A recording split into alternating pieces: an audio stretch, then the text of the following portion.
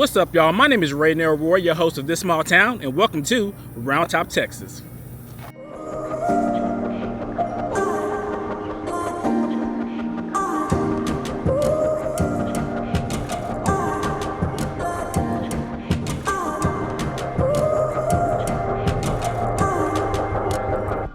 Alright, y'all, so let's talk about a little bit of the history of Roundtop, Texas.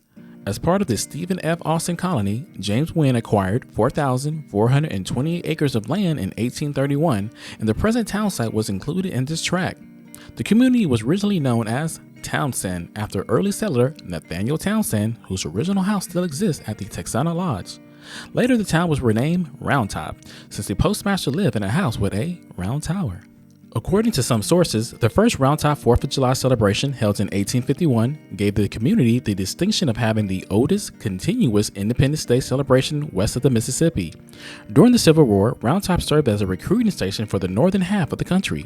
Roundtop has become an international recognized cultural center for the arts and education through the programs of the International Festival Institute, founded in 1971. The 1,200-seat concert hall at Festival Hill is the permanent home of the Texas Festival Orchestra. Roundtop is also home of one of the biggest annual antique festivals in the U.S., held twice each year. All right, so I believe this may be the town's only stoplight. One stoplight in the entire town. You know you're in a small town when they only got one stoplight. All right, y'all, I think I'm here at my first spot.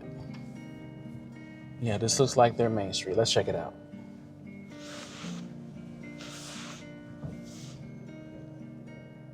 Now let's pay a visit to one of Roundtop's historical sites, the early Texas Hotels and Inn located at 102 Main Street. The historical marker states, 2 miles east at Wyandotte is the old Sam Lewis stopping place of the 1850s. A typical early Texas inn, now a University of Texas Research Center. Built in 1834 as a settler's 2-room log cabin of hand cedar. Then enlarged twice in with work of local German craftsmen improved in style. All right, y'all, so when I was doing my research, I thought the name of this building was called Hotels and Inn. No, it's saying back in the day, in the 1900s, people who used to travel along Texas would stay at hotels and inn. So this is right off there. I'm gonna call it a main street, you know. To me, every town has some type of main street. You know you're in Texas if you see a flag. Something about Texas and flags. Can't explain it. We love flags. All right. So here is, I guess, a former inn, as we probably can call it. Here's the historical placard for the Roundtop community. 2-story. I'm not sure if it's open for any type of business now. Doesn't look like it. Here's the Roundtop Memorial. About the history of Roundtop. I'm pretty sure I covered that at the beginning of the video. So yeah, as people used to travel, you know, if you're traveling from, you know, Texas to California, you don't got a place to stay. So people used to open their homes to travelers and charge them to stay. Indeed.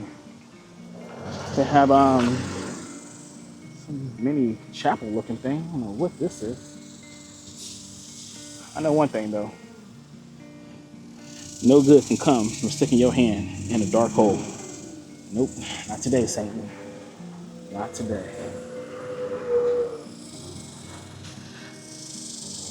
So one of their main roadways kind of cuts through town, which is like, I don't know what you call it, interstate, but it's 237. So you see a lot of commercial vehicles and everything that's kind of zooming down here. It kind of gives that vibe when you see these 18-wheelers going down these little small towns. Y'all remember Pet Cemetery? Yeah, that's what it reminds me of when you have these big 18-wheelers just driving down these little small towns. Have some kind of this is a cannon? I'm not sure what this is, y'all. Somebody in the comments let me know. To me personally, Looks like some kind of 18th century coffee maker. Yeah, it's like a coffee press. I'm sure that's a coffee press. Correct me in the comments if I'm wrong. Let me know. Nice little gazebo. So yeah, I guess this is the Roundtop Town Center, the center of Roundtop. Nice. Let's take a look around some of these buildings on Main Street. Now let's discuss Roundtop demographics.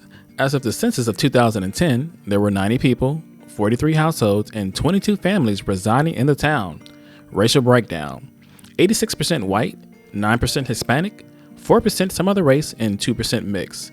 Numbers show that 52% of the town is male compared to 48% that are female. Marital status: 20% of the residents have never been married, 67% of the residents are married, 9% widowed, and 4% of the residents are divorced. What's interesting about this town is that it has a small population, right? We're talking about a population less than 100. Population less than 100, but antiquing attracts over 100,000 people each year to the small town. I don't understand how. First of all, where are they parking at? No, I know where they're parking at. They did state that the pastures, the cow pastures, turn into parking lots. So if you're going to, how do I say this? If you're going to go look around, then I guess you're going to be walking as well. So looking for the next spot, which I do believe is over here.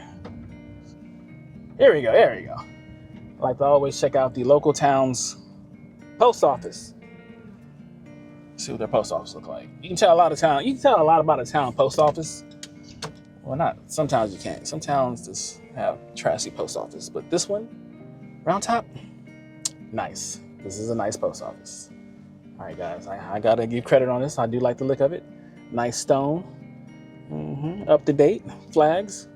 5 out of 5. 5 out of 5 on the post office rating for Roundtop, Texas. All right, let's head to the next spot. So let's discuss some more Roundtop demographics. As far as household income, the average annual household income in Roundtop is $517,127, while the median household income sits at $143,750 per year. Roundtop is also the first town I covered in which 100% of the residents live above the poverty line. Now, when it comes to housing market, I looked into the Roundtop housing market and discovered that the numbers must be based on recent sales that involve a large amount of land, because per Zillow, the average home in Roundtop is selling for $1.2 million. I checked the second source, Redfin, and saw the average price of a home to be $2.1 million. Once again, I do believe this is because of a recent purchase of a home that had to been involved with some type of land, because the homes I'm seeing in this community do not appear to be worth these amounts. Maybe in California, but surely not in Texas. Next up, let's discuss education. In Roundtop, 4% of the residents are high school graduates compared to the national average of 84%. 29% of residents are college graduates compared to the national average of 53%.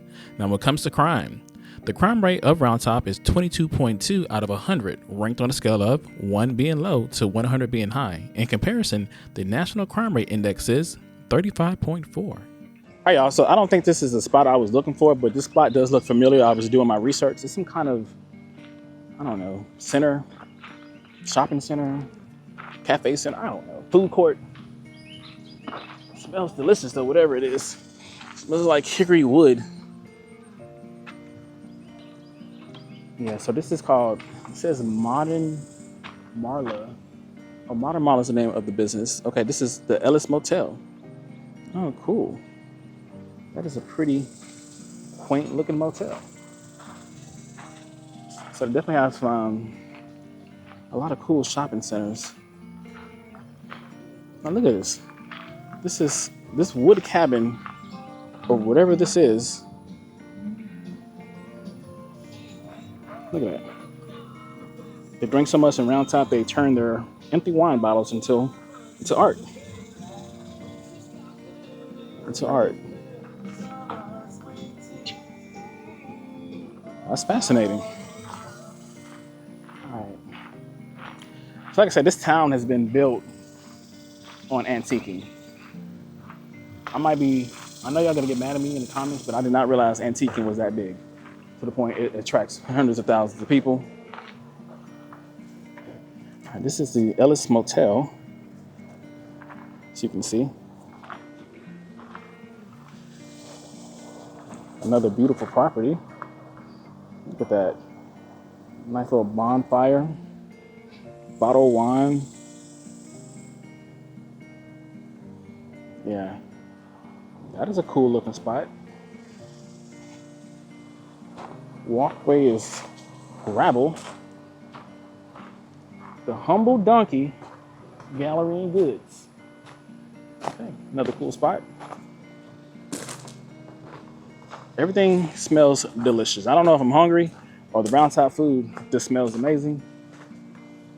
This is Merritt Meat Company. That's what smells good. See, come on now, listen, man, y'all. Yeah, clearly y'all see I'm black. I can smell barbecue from a mile away. All right, so that's what smells so good. It's whatever the Merritt Meat Company is here in Roundtop. Barbecue smells delish, okay? It's another cool looking antique shop. All the tables and chairs. You're gonna get the antique experience. Like everything that you're gonna see, touch, was made no earlier than the 50s, I assure you. And now this is what you call a cool looking coffee shop. They got savory pies, veggie, hee-haw, chicken, pot pie. That sounds good. No, Renell, do not eat. I'm here to film. You know what? I think I remember this business. Pie Heaven is the name of the place. This is the Hinkle House. Somewhere in Roundtop. Is it Roundtop? They have some really good pies. Is this the place? All right, so as I'm walking back, I was like, is this the pie place? Is this the pie place? Reading is fundamental because clearly it is a pie place. Royers Pie Heaven. I want to go inside. I want to go inside and see what it looks like. I'm sorry. I'll see if I can film. If not, I'll be back. I may or may not come back with a pie. All right, also, this is the Pie Heaven place. We have a lot of cool looking things. You can see here. Sugar-free pecan, Annie's pecan, original buttermilk, Sam's. Oh yeah, I'm just gaining weight just looking at these. Peanut butter, white trash, Texas trash, red velvet. Sweet and salty. It all looks amazing. Got cute snacks. Yeah, this is really cool. How long have you been working here? This is gonna be my third year. Oh, third year? Okay, cool. I took a year off school. Okay. What do you go to school for? I go to school for nursing at St. Houston. Oh, that's nice. Nursing program is stressful, huh? Yes, very much so. Yeah. Little back room sitting area, really cool. Yeah, so Pie Heaven has some cool designs and all that other stuff. A lot of cool stuff. So what's the most popular pie that y'all sell? So it's probably gonna be junkberry, blueberry, lemon, Texas trash, and sweet and salty caramel pie. What is in the Texas trash? It looks like it got 18 ingredients. It's chocolate chips, graham crackers, pretzels, coconut, and caramel. It tastes like a smell of Girl Scout. Oh, really? Somebody just got bored one day, like just throw everything in one pie? Yeah, I'm pretty sure that's what happened. Same thing with the junk berries. Which one's the junk berry? It could be this one. It's apples, blueberries, blackberries, strawberries, raspberries, and peaches with the sour cream and sugar topping. Oh my God. I don't know about that. Interesting. All right, cool. Thank you. All right, so, all right, y'all. So I got the pecan pie. I couldn't help it. I could not help it. All right, appreciate it. You have a good day. Thank you. You too. Bye. All right, let's go have a seat and enjoy the pie. Here is my pecan pie. Like I said, I'm from Texas, so we Texans we Texans, we love our pecan pie. I'm sorry. They have a cool little wooden spoon. I had to, man. I had to try it because it's called Roy's Pie Heaven. Let's see. Oh my God.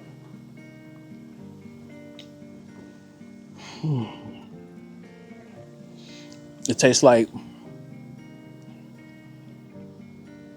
heaven, like literally heaven. It's like a nice hug from your mom or your grandma on a Sunday morning.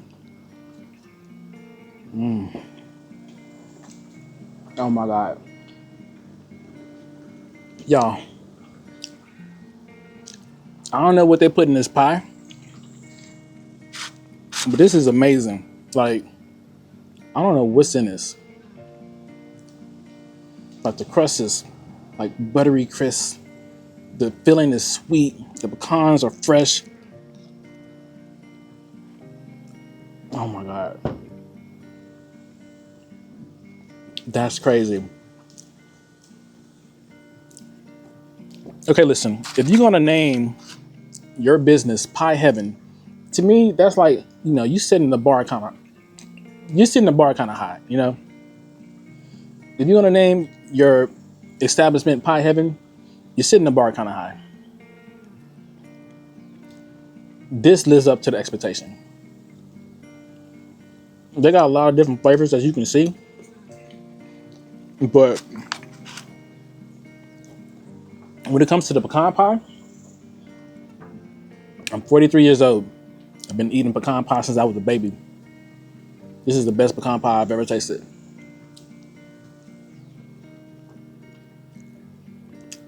Euphoria. Yeah. You go to Roundtop, Texas. I don't care what you do. You can go see the concert hall, the Festival Institute, antique shops, post office. No, you need to come to Royer's Pie Heaven and try their pie. I will come back just for this pie. Matter of fact, I think I might go in there and buy an entire pecan. You know what? I'm gonna see how much an entire pecan pie tastes or costs. Sorry, my brain is kind of going right now. I'm about to buy an entire new pie. So, I'm taking a whole pie back to Houston. Okay, I'm done. Let's get back to the truck. I need a nap. Okay, I'm sorry. It's not Pie Heaven. It's Pie Haven. Okay, Pie Haven. Pie Haven. My apologies. My apologies. Pie Haven. Pie Heaven. You deserve it all. Best pie ever. So let's visit the next Roundtop historical site. Now, before I get started, I believe these names might be German descent, so I'm going to murder the pronunciation of it. I do apologize. So we're going to visit the Scudden-Megan home located at 101 Bauer Rumble, Roundtop, Texas. The historical marker states, replica of Saxony home of Karl Siesemund Bauer, the builder. Tectonic influence is shown in steep roof and 2-foot native limestone wall plastered inside and out. Cedar ceilings, floors, beams, fireplace mantels. Built in 1852 for Bauer's daughter and her husband, Conrad Scudden-Megan, recorded here at Texas Historical Landmark. Once again, I do apologize because I know I did not say that right. All right, y'all, check it out. I have found the Roundtop Warrenton Volunteer Fire Department. Let's have a look at it real quick. Like, check out the post office and fire departments in small towns. Not too shabby. Not too shabby, Still has that, historic wooden feel like all the other buildings here in Roundtop. They're definitely keeping with their theme that regardless of the business type or building, it's going to look antique looking or Western looking in Roundtop. All right, y'all, let's go to the next spot. So let's have a look at another Roundtop, Texas historical site, the Bethlehem Church located at 412 South White Street. The historical marker states, Magna Gloria Deo, a center of Lutheran faith in Fayette County, dedicated in October 28, 1866, with Reverend Adam Newthard, a first pastor. Unique pipe organ of cedar built by Tragot Wanka. A stone construction shows German architectural style. Here we go. Look at the trees. Yeah, this is it. Oh my God, look at this tree. That is very... Bro, this tree has been here since the dinosaurs, I assure you. All right, yep. Sage Cigar Factory, manager's house. Charles Sage. Yeah. So, Cigar Factory was one of these buildings, to my knowledge, I think. This is where the manager house was of said cigar factory, to my knowledge. Yeah, it's cool. I think he like housed his workers, took care of them, and etc. And I want to say like one of these other buildings was the actual factory. Oh, that is random pigs. All right, cool. There's a lot of lizards in Roundtop. But you know what? There's a lot of grassy area there. Here's the Shay's house. All right, cool. Nice. Got a little aerial shot of that, I believe. So, if this is the Sage house, one second here. If this is the Sage house, I wonder, was that the manager's house? So which one was the factory? Or was the house the actual factory? Sage established a local cigar factory and also served as Roundtop Justice of the Peace. All right. Well, this is Sage's house. And possibly he made a house for the manager or his workers, something like that. All right, y'all. Let's get back to the truck. The Sage house. I'm not a smoker, but cigars, I don't think I can do it if I was a smoker. Those are some pretty stout things to smoke. Come on, we gotta go. So yeah, like I said, the houses though,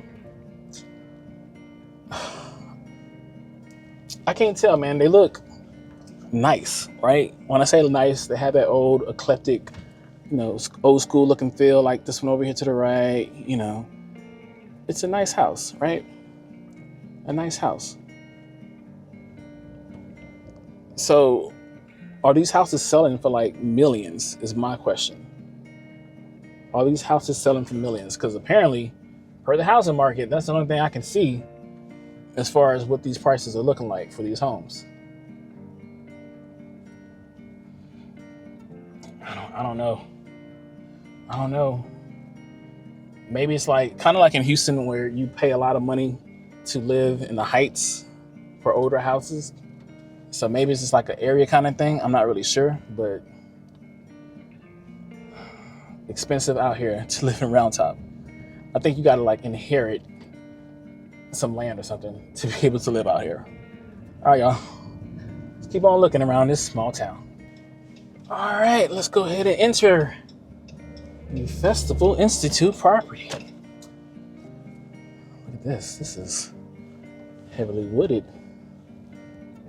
Am I going the right way? That's the first question. I'm expecting some musical institute to magically appear at this point, because right now I feel like I'm in somebody's driveway. Trust the process, Renell. Trust the process. Let's see what we got here. Yeah, so when I was looking up information online about this property, I didn't understand or believe something so big and beautiful would be in such a small town of a population of less than 100. Like when y'all see it, you'll know what I mean. Like you expect to see this in like the musical theater district in like in Houston. Like look at this house. Whose house is this? Look at that. Is that the dean's house of this institute? I'm not sure. There's some random, beautiful, Victorian-looking house. All right. Yeah, let's see here. I believe I'm headed the right way. I think I may see the school up here. So yeah, I don't know. I think this school is like, I want to say for like the gifted, for people who are musically gifted, kids playing violin at 2 years old. Ah, there you go. There you go. All right, y'all. So first observation. The school looks exactly like the school that Harry Potter went to become a wizard. Hogwarts Academy, is that what it's called? I think it's called Hogwarts Academy. I'm not sure. Look at this, y'all. Oh my God. Nah, this is definitely where kids come to learn how to become wizards. Look at that. Unfreaking real. I'm 100% expecting for some kid to walk out wearing a cloak, holding a wand.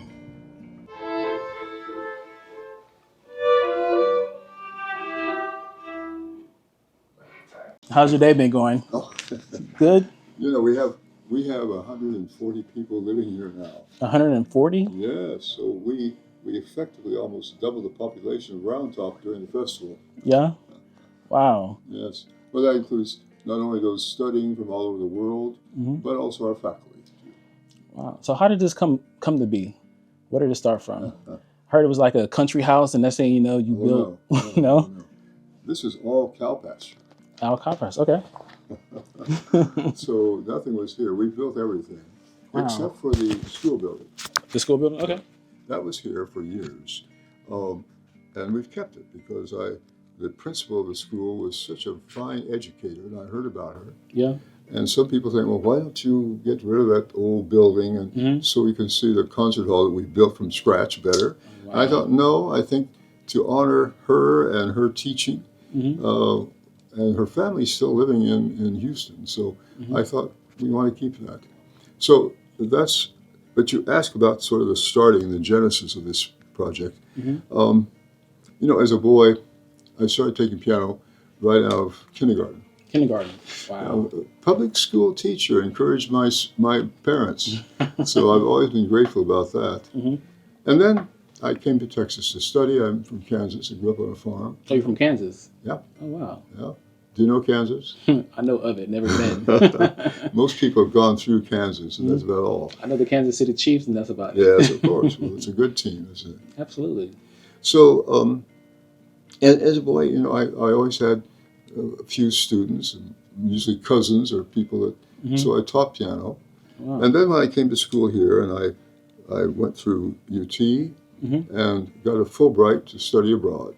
Oh, okay. And I was fortunate to get that, and then also be able to stay 2 years on Fulbright, which is a bit unusual. And then coming back, I began my career. I'm a pianist. Yes, sir. And I began touring and concerts. But then in the summers, sometimes they weren't so busy, and I got to thinking, well, it might be interesting to do some teaching again. Ah, okay. So then the question was, where? Right. And finally, through some good friends, I heard about Roundtop. I also thought about other places, even my home state of Kansas. There's a wonderful Swedish community there named Lindsborg. They had a wonderful music department there, and I thought about that place too. But all of a sudden, this came about just slightly after there's a great surge of interest in restoration of old buildings. And I love architecture. Yes, and Roundtop was part of that. So that interested me right away, right. In the fact. And also the rural area. Growing up on a farm. I like that. And so then the fact became how to start. Well, since I'm a pianist, we started out with just piano. Some pianists came to study in one summer. And that meant we had to have places for them to practice. Okay. And there were enough people. It was very small. I think there were only about 12 or 14 pianists that came that first summer to study. There were enough people here in town who were willing to open up their homes to let us put a piano in there, so the pianists have a place to practice. That was very important. And then trying to find places for them to stay and for them to have their meals and so on. All that took time. then it began to say, well, do we do this another year? Mm-hmm. Do we keep at it? And we did. We decided to do that. Oh, wow. And then it became evident that we've got to do something because it costs money. Right. And all the students that came right from the very beginning, we put them on scholarship. They didn't have to pay except to get here. Mm-hmm. And we've continued that right now every year. Wow. So now that we are now engaged in a full orchestral program, Mm-hmm. which means 90 to 100 Mm-hmm. studying here. And that all evolved over the years too, I must add. It didn't just happen. Mm-hmm. From having only pianists here, we kind of grew into chamber music, which means smaller groups. We added a few professional chamber groups so that the students could work with them. Mm-hmm. And then it became evident that we needed to perhaps add on a larger program to include strings and brass, woodwinds, percussion, etc. Mm-hmm. So that all happened over a period of time. Mm-hmm. So now we have one of the top professional summer institutes and festivals in America, Wow. which I'm very proud about. The quality is certainly high. Mm-hmm. We're equal to the older ones. The kind of the granddaddy of music festivals in America is Tanglewood in Massachusetts. Mm-hmm. And then one sort of in between Tanglewood and us is at Aspen. And so, but we're the smallest. Okay. And I'm rather glad about that. Yeah. For a change, I had an interview some years ago when I played in New York with the Times. Mm-hmm. And they came out with an interview about this place. They interviewed me. And the headline was, "At last, something small in Texas." Right. Last question. What do you love most about music? What do I love most about music? Yes, sir. That it's emotion. Mm. That it works between people. It tells something. It talks to us. Mm. And the music is wide too, you know. The music we play primarily, I guess, is we classified under classic music. Mm-hmm. And yet we're doing a lot. For example, tomorrow we're doing some music by a composer, brand new music just written. Mm-hmm. So it's all music, it's all giving. Mm-hmm. I think that's what the world needs more of. Whatever you want to show me. Okay. No, I didn't know if there's any Mm-hmm. particular emphasis. But Mm-hmm. have you been inside before? Wow. Oh, okay. You have.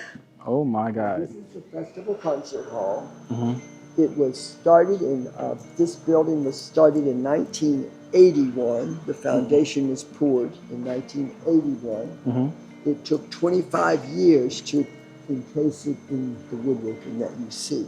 Yeah. This starts out as a 2x4, and it Okay. takes 32 turns of the piece of the Mm-hmm. wood to make one diamond. It's all one piece of wood, and they made 10,000 on site. Wow. And then fitted them into place. And in addition, they made all the trim. All the trim was made by hand. Mm-hmm. And then when you look up at the ceiling, all of that work was done by hand Wow. on site. You see the octagons with the Mm-hmm. small stars in them? Mm-hmm. The small stars has 94 pieces of wood that were cut out and Mm-hmm. fitted into place Oh wow. to make each octagon. Wow. And then there's a large star Mm-hmm. from the stage we see, and there's also one for the audience. It is Mm-hmm. a Texas star, but it's also the star for guidance. It's a compass star. Oh, compass So star. It's also a star for guidance Wow. and aspiration. I heard there was something like, was it 10,000 stars or 10,000? Oh, diamonds. Diamonds, 10,000 diamonds? diamonds. Okay.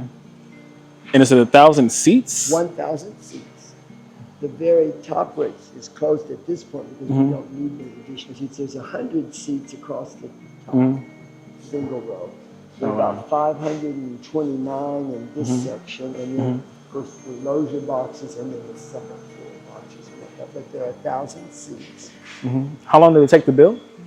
It took 25 years to encase it in wood inside. So it's approximately a 25 to 30 year build, Wow. beginning in 1981.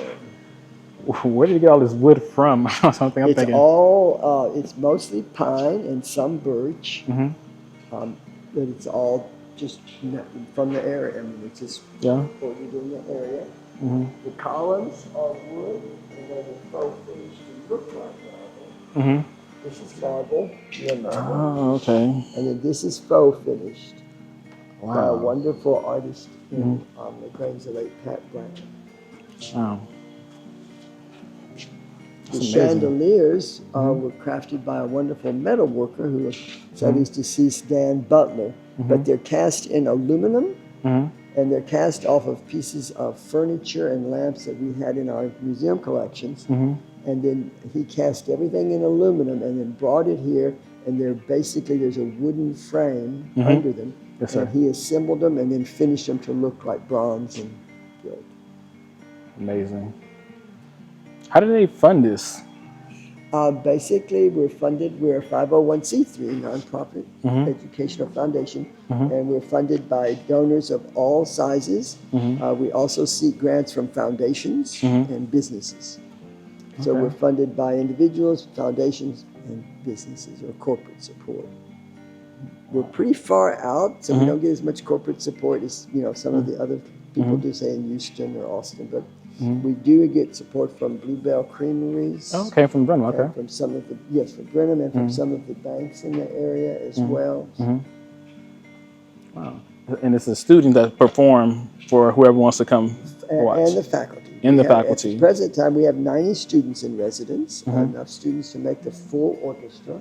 Yes, sir. And then we have a faculty of 25 in residence. 25 minutes. And so the faculty teach, they do private lessons, chamber music coaching, and then they perform chamber music also. So it's a combination of our faculty and students, but the orchestra is all students. Okay. All 90 students are in the orchestra. And how often do they do performances like that? We do performances every Saturday. 1:30 is chamber music here in the hall. 3:30 chamber music, and 7:30 orchestra.